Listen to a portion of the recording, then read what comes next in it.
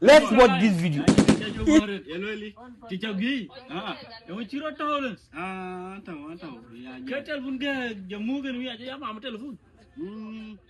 Acini ka kaki ga ya ni jangan juga kan cin phone macam ya iya acini iPhone ya dah ke ke jaloi. iPhone long ada ya iPhone tu. Hello. Oh, ke barang kau telepon. Barang cin telepon kan long nim kau ya ni jam. Kena jam orang jalan melengah. Oh, kau bayar loan. Era nyam cabab o jam.